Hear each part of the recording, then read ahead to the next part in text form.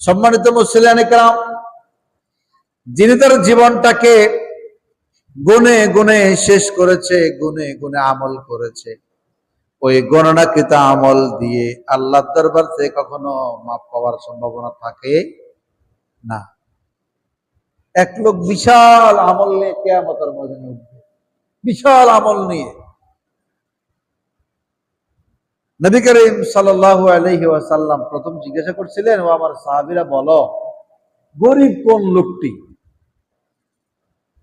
মান হুয়াল ফাকির, নিঃস্ব কোন লোকটা? তো সাহাবায়ে কেরাম রিদওয়ানুল্লাহি তাআলা আলাইহিম আজমাইনের স্বভাবগত অভ্যাস ছিল, তারা বলতো আল্লাহু আ'লাম ওয়া রাসূল, আল্লাহ এবং তার রাসূল ভালো জানেন, আমরা এই ব্যাপারে আমাদের কোনো কি নেই। কিয়ামতে কোন লোক গরিব এটা আমরা ভালো জানি না ইয়া রাসূলুল্লাহ।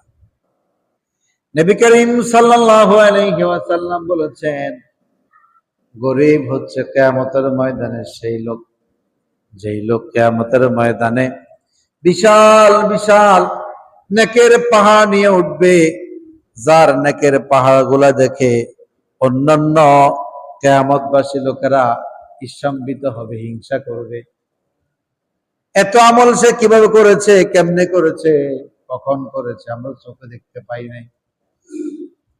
কিন্তু যখন বিচারের কাজ ফয়সালা শুরু হয়ে যাবে, যখন মানুষের ভালো মন্দ বিচার হয়ে যাবে, তখন দেখা যাবে যেই লোকের বিশাল বিশাল নেক আমলের পাহাড় ছিল, পৃথিবীর জমিনের মধ্যে মানুষের হক মারার কারণে, আল্লাহর সঙ্গে বেয়াদবি করার কারণে, আল্লাহর হুকুম লঙ্ঘন করার কারণে, মানুষের সঙ্গে মানুষের হক নষ্ট করার কারণে আল্লাহ রাব্বুল আলামিন কিয়ামতের ময়দানে ওই ফাওনাদার হকদারদের হক গুলাকে দিতে দিতে ওই বিশাল স্তূপ নেকের পাল্লা তার জন্য একেবারে খালি হয়ে যাবে।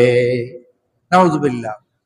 শুধু কি তাই, এমন এক পর্যায়ে দেখা যাবে ওই লোকটার নেক টোটালি আর নাই, কিন্তু তার দেনা এখনো রয়ে গেছে, তার ঋণ এখনো রয়ে গেছে, তার ঋণ এখনো শোধ করা যায় নাই।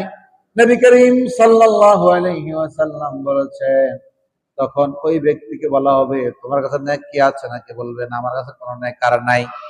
বলে, তাহলে আসো, যার সঙ্গে তোমার সঙ্গে, যার কাছে তুমি জানা রয়েছে, ঋণ রয়েছে, তার বদ আমল গুলা তার আমল নামার মধ্যে দিয়ে দাও। নাউজুবিল্লাহ। এক পর্যায়ে জান্নাতে যাওয়া যাবে এমন এক অবস্থা ব্যক্তি থেকে, তার বদখাস্ততার কারণে, তার অপরাধের কারণে, তার বান্দার হক নষ্ট করার কারণে কিয়ামতের ময়দানে তার সমস্ত আমল কি হয়ে যাবে? বরবাদ হয়ে যাবে। আর বরবাদ হয়ে গেলে যখন অন্যের পাপ গুলা আপনার কাঁধে আমার কাঁধের মধ্যে দিয়ে দেওয়া হবে, তখন আমাদের জন্য জাহান্নাম ছাড়া আর জান্নাতের আশা করা কখনো সম্ভব হবে না। নাউজুবিল্লাহ। নবী করিম সাল্লাল্লাহু আলাইহি ওয়াসাল্লাম বলেছেন, ও আমার সাহাবীরা, তোমরা শোনো, ফকির তো সেই ব্যক্তি, নিঃস্ব সেই ব্যক্তি, যেই ব্যক্তি বিশাল নেকের ভান্ডার নিয়ে উঠবে, কিন্তু পরক্ষণে তার নেক থাকবে না, অন্যের বদ লইয়া সে জাহান্নামের দিকে চলে যাবে। নাউজুবিল্লাহ। সে হচ্ছে ফকির, সে হচ্ছে নিঃস্ব, সে হচ্ছে কি নিঃস্ব। দুনিয়াতে টাকা পয়সা কম, বিল্ডিং টিল্ডিং কম, ক্ষমতা কম, এর নাম কি নয়? নিঃস্ব নয়, গরিব